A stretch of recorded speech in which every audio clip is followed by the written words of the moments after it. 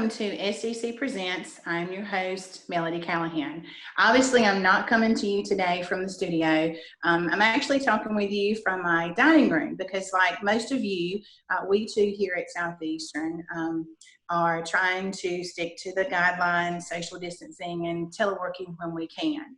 I know that these are times of uncertainty, but we here at Southeastern want you to know that we are here for you, and we have been working extremely hard to make sure that we are still able to meet the needs of our students and support our faculty and staff in the process. So I'm really glad that you joined me today. I've got a few folks with me that are going to share some information with you about some of the measures that we have in place to help support our students and help them continue to succeed through this semester. And we've got some really great information to share with you. So I'd like to welcome Dr. Sylvia Cox. She's the Vice President of Student Services. Angie Uhl-Kalev is the Director of Student Services, and Angie Ransom, Dean of Academic Affairs. So thank you, ladies, for joining us today. I know this is a little strange, but we are really making all of this work. So thanks for joining me today. I'd like to start with you, Dr. Cox, if you don't mind, just telling us a little bit about some of the things that's going on in student services and some of the measures that we've taken to continue to support our students. Well, hi, Mel. It's good to see you from a virtual distance today. It's nice to get a peek into your home, and thanks so much for having us today so we can talk more about some of the things that we're doing. First of all, I'd like to start with saying, this was a very difficult shift for all of us, and we got some different guidance about 2 or 3 days before all of this happened, and we had to change. So we know that all of this has happened very quickly for students as well as faculty and staff. And like you mentioned, the faculty and staff and students have done a tremendous job at really being resilient and figuring out new and innovative ways for us to address what's going on. So we want students to know that we do miss them. We miss seeing them face to face. We miss seeing our colleagues. We miss each other, but we are doing this because we just want everyone to be as safe as possible. So I just want to say that first to let everyone know where we're at with that. But what we've tried to do to help out in a couple of ways, and we want people to know that, is that since so many of us are not physically on campus, one of the ways that we wanted to reach out to students is that we have established a helpline. So it was on the pop-up of our website, and again, our website is going to be really the hub of where we're starting to put that information out for students. We're also sending texts. We're trying not to overdo it, but we're definitely sending texts and letting them know. So if you have a problem and you don't quite know the person that you need to contact, go ahead and call that helpline. So it's on the website, but the number is a 788-6358. And there's also an email, if you prefer that you could go to and get some help. Now, that person that answers the phone may not be able to give you all the details that you need, but they can direct you to the right person and get that person on the line for you or send an email on your behalf. So that's the first thing that you need to remember, that even though we're not physically here, we're here, and we're reaching out, and people are responding to emails and all those types of things.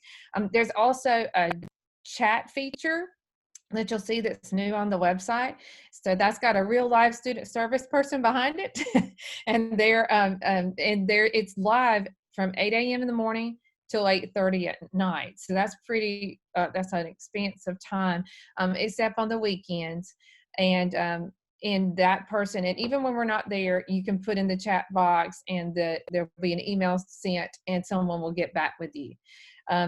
And then the other thing you need to know is that a lot of people are reaching out to you.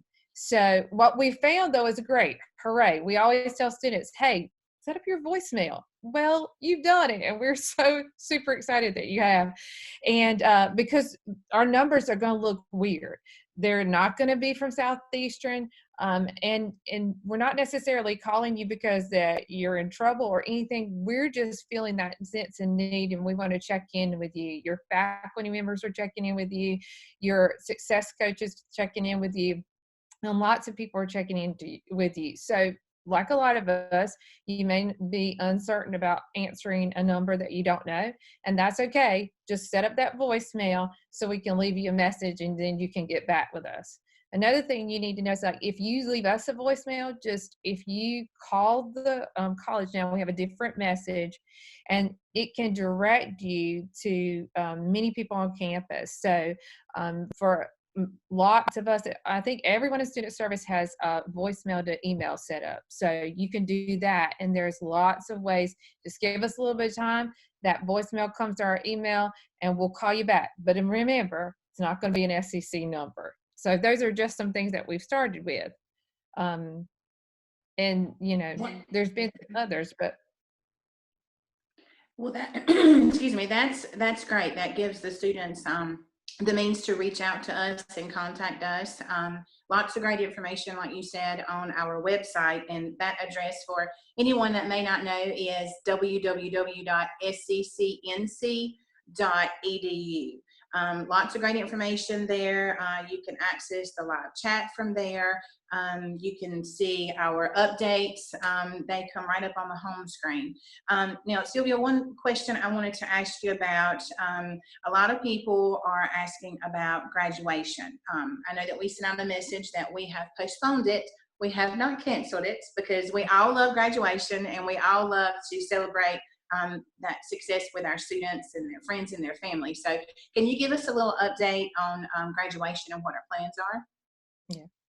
So that's a great question. That's something that that was a difficult thing to do, because we do know that graduation is a celebration time. In fact, you know, any time for us to be apart is really hard, but spring is even more difficult because it's a time, it's a very, very busy time, but it's also a time filled with energy and celebrations and celebrating student awards and celebrating graduation that we look forward to. So we did postpone it. We would love to be able to tell you exactly when that's going to be, but because of the conditions that are going on in the world right now, we don't know.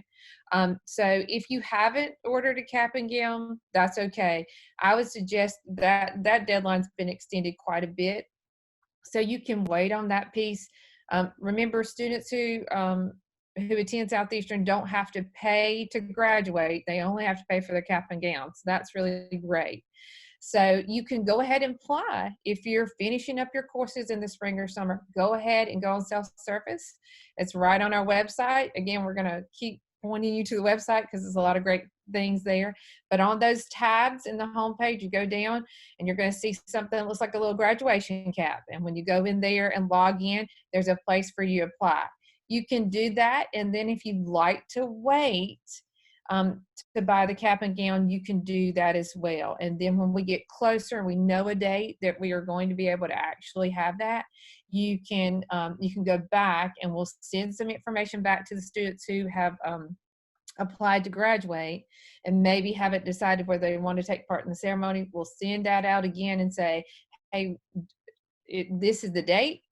How about you join us? Because some people choose not to, but I'm a little biased, and I think it's one of the best days of your life when you get to put a cap and gown on, right? I obviously like to do it. I've got 2 or 3 in my closet, but there's a reason that we celebrate, and there's a reason that we do it. It is just something for your families and your friends, and you know, this one could be a really special graduation. So just look for more to come, but realize that if you're finishing up, your actual diploma will not be delayed. Maybe a little bit, depending on if we can be on campus. But it'll be marked on your transcripts, and you will have achieved that already. We're just waiting to celebrate until things are a little bit better. So just remember that. And then another thought is that with graduation comes transcript requests. So you can do that online. And most colleges, universities, and even businesses like that electronic transcript. And because a lot of people are in the offices, but they can still get to their email, that's a great way. So again, right on the website, go down on that bar, you're going to see a little thing that says transcript. You can go in there and type in our college name and order it. So if you need any help with that, remember, all you got to do is call that helpline, and they'll get someone to talk you through how to do those things. Wonderful. Lots of great information there. One more question for you is about our scholarship applications. Now, it's my understanding that the scholarship application deadline has been extended. Can you tell us a little more information about that process? Yeah, so we got a couple of actual virtual things. What we've tried to do is to take those things that we usually do during the spring and turn it into a virtual option. So we did extend the scholarship deadline. So we're very thankful to the SCC Foundation and that whole team that works on that to give us that extended time. Because right before all this happened, we actually had a March 17th. It's going to be St. Patrick's Day and lovely, you know, all those things, and we didn't get to do that. So what we're going to do is move that down, and we're going to be like, we're all learning together. So we're going to set up a sessions where hopefully we can divide rooms and get the same kind of information answered. So that's going to be next Tuesday at 6 o'clock. And it will go over the same thing. So if our Sheila Dockery, our financial aid director, is going to be there and talk you through what are the basics of the FAFSA. And Angie Uhl-Kalev and team is going to be there to talk about how to help with the application. And then there are going to be opportunities from that to spin off and get just one-on-one Skypes or sessions if you need to do that as well. And we're going to have a CCP interest night for students who are rising 11th and 12th graders. So that was supposed to be scheduled for the end of March, and we're going to do that next Thursday virtually as well. And again, if people need to set up, and they will, those individual sessions afterwards, that'll all be available. And there's just one more exciting thing that I want to share with students as they're trying to negotiate. How are you going to get all this stuff done? Maybe you've got Wi-Fi at your house, and like some of us, you just need to go somewhere a little bit quieter, or maybe you don't. I want you to know that we have Wi-Fi on campus, even though we're all not there. We have security 24/7, and we have a great map. Again, where's it at? On the website. It's going to show you what we've met. In addition, is to show you where the best hotspots are on our campus. And then we took it a little bit step to hopefully make it a little easier. And there are cones, and on those cones, it's got a sign, and it's got a Wi-Fi sign on it.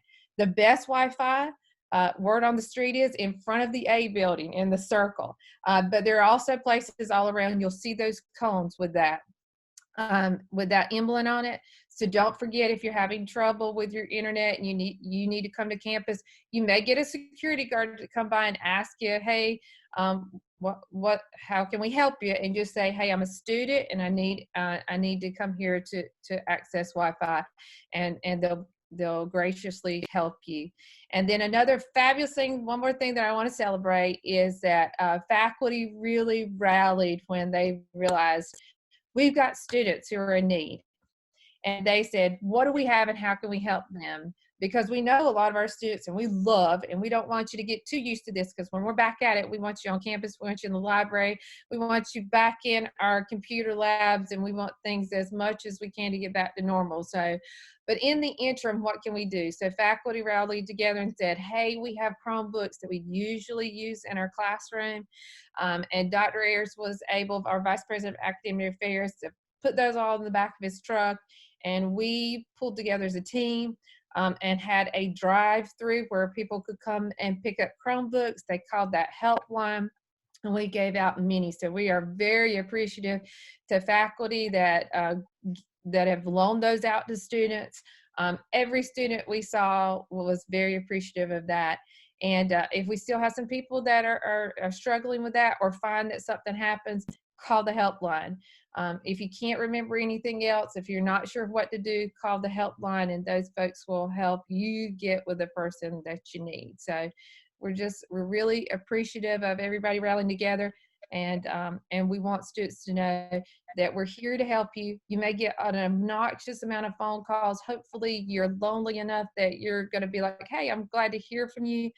And it's not because you do anything wrong, it's because we need some sense of security to know that you're doing okay.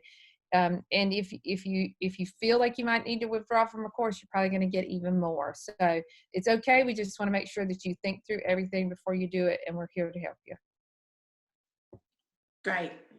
Absolutely, Sylvia. That was a lot of great information, and I think that we have really all really worked together as a team, everybody on campus, no matter what their position is, to make sure that we can continue to meet our students' needs and meet them where we are and be there for them as much as possible.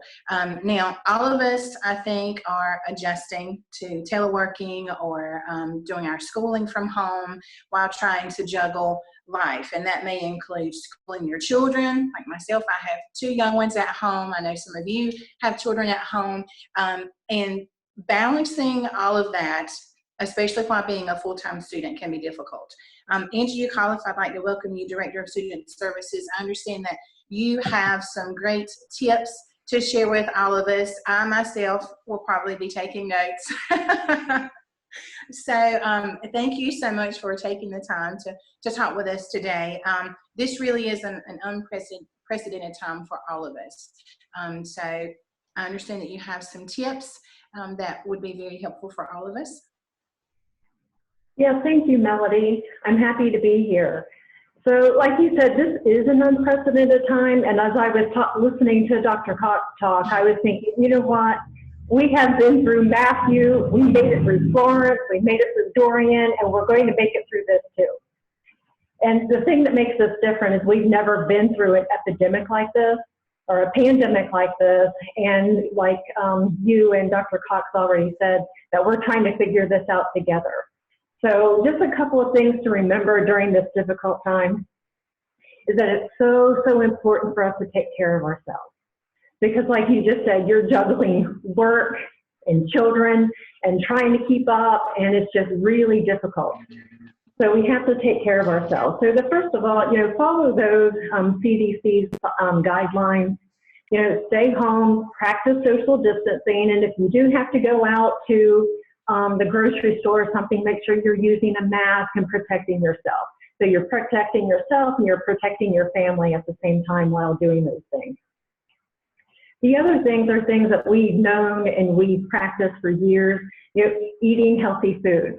I know that I've had the temptation and I've caved in a little bit, eating foods that I normally don't eat just because I'm stuck at home, just like everyone else. So, but keep on eating those healthy foods. You're going to feel better when you're eating good, healthy fruits and vegetables and things like that. Getting enough sleep. Most adults need to have 7 or 8 hours of sleep. Children need more than that. So for those of you who do have children at home, it's okay to put those children to bed at 8 o'clock and let them get a really good night's sleep. It's just an important part of handling stress is getting that sleep that we need and letting our bodies rejuvenate.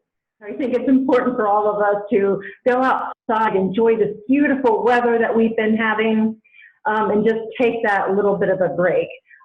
Everyone who knows me on campus knows on my lunch break, I go to the gym and I roll out my yoga mat and I do my yoga. I'm doing the same thing here at home on my lunch break. I'm rolling out my mat, just taking a deep breath and enjoying that. So keeping that routine is really important too. We also need to make sure that we're reaching out to our family and our friends and our classmates.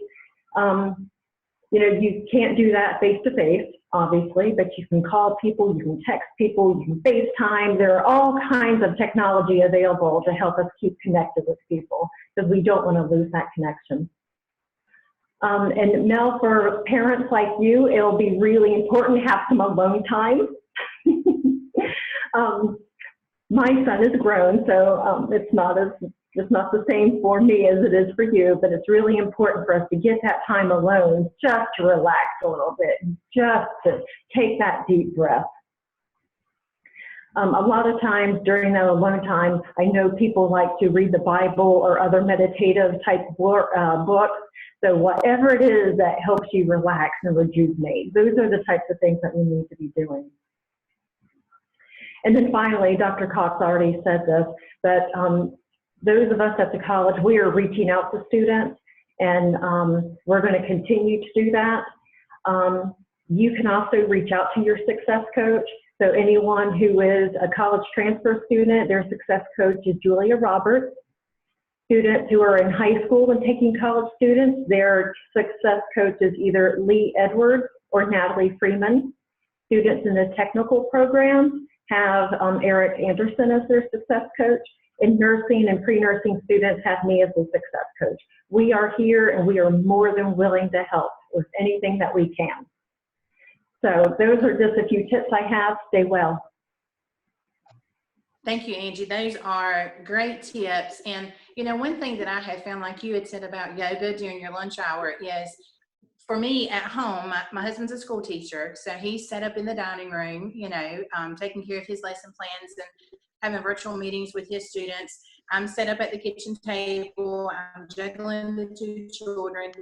But for us, a schedule has really been important, you know, especially for, I think, school-age children. I've been doing a lot of reading up on how to manage and how to juggle, and I have found some really helpful tips. So I think everything that you shared is absolutely true. That alone time is very important, because I think we all sometimes can feel just very overwhelmed. So being able to just kind of take a deep breath during recess, you know, have the children make laps or whatever, and just kind of breathe in some fresh air and just be able to reset, I really think helps us to not feel as overwhelmed and maybe regain our focus. So, great tips, Angie. Thank you so much.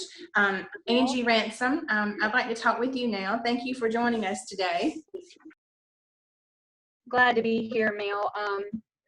I have some really, I guess, important information from our area of the college, but where Dr. Cox was referring everybody to the website, I want to just kind of follow up with that. I'm referring you to the website, but I'm also referring you to Ransom Online, because prior to this pandemic and the crisis that we're facing, 40% of our instruction was online already.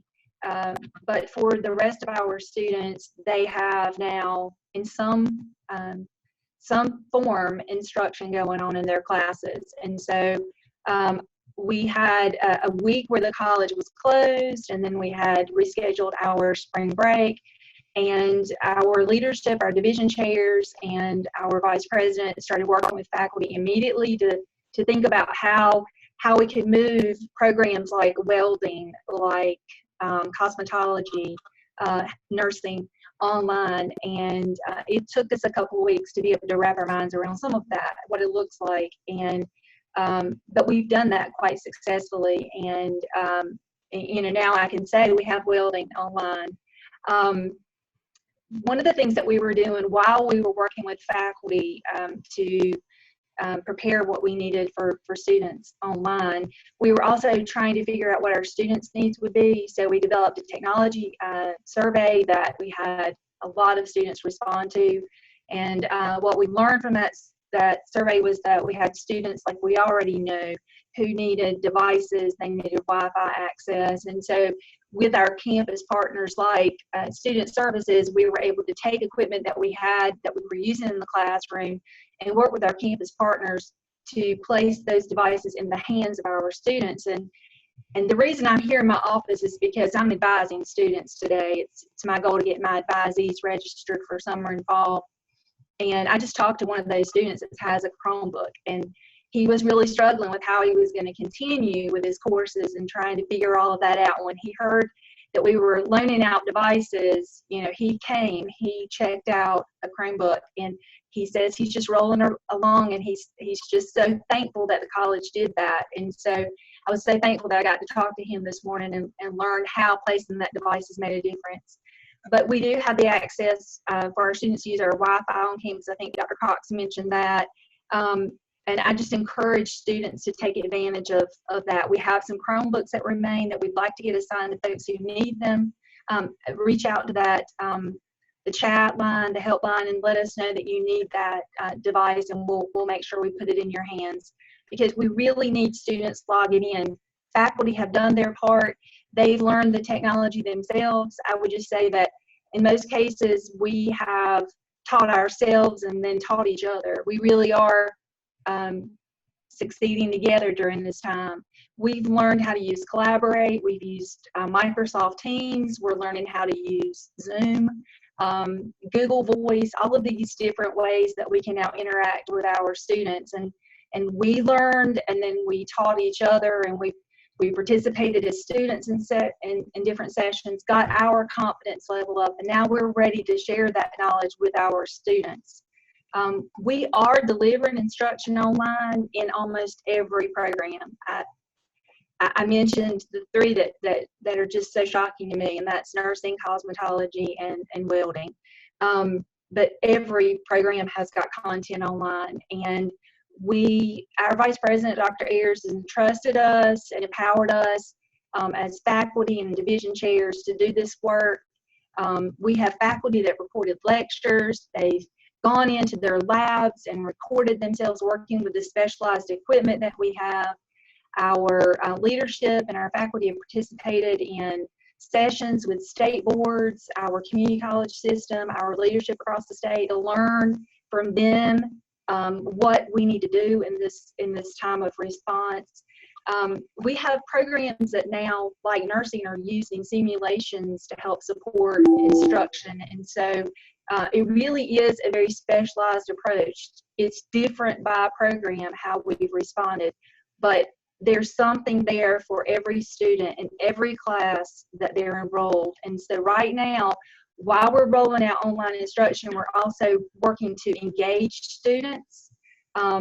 So as Dr. Cox said, if you notice someone's calling you from a number that you don't recognize, it could be your advisor. It could be your instructor. So let us leave you a message, and then please call us back. Please look in your emails. Please log into your RAMS online course, because we've been trying, if you haven't been responding to us, we've really been trying to find you and get you engaged in the class. As we move forward, we continue to look for ways how we communicate with students. So we're looking to text you, call you, get engaged with students however we possibly can.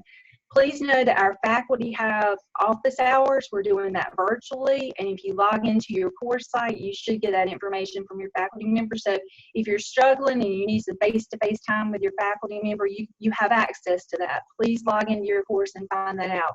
All the support that was available to students prior to all of this is still available to students. We are tutoring students virtually. There's information on our COVID-19 page that refers to how to get access to tutoring. So if you needed math tutoring or biology tutoring, or you're a technical student and you were going for tutoring to the library, now you go online and you meet with us virtually. If you would have gone to the library to get assistance from our distance learning staff on how to upload an assignment or how to respond to a discussion forum, well, we have information on our website about how you can do that virtually. You can get that assistance. We're giving you the same kind of support. We're just doing it in a little bit of a different way. As we look forward to the future, I mean, a lot of it's uncertain, and it's going to continue to be different by program.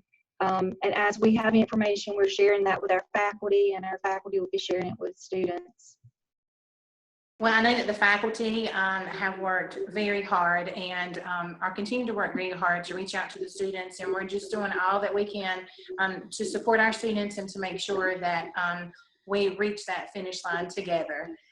Thank you all so much for joining us. We could talk all day about all the resources that we have and tips, but unfortunately our time is up.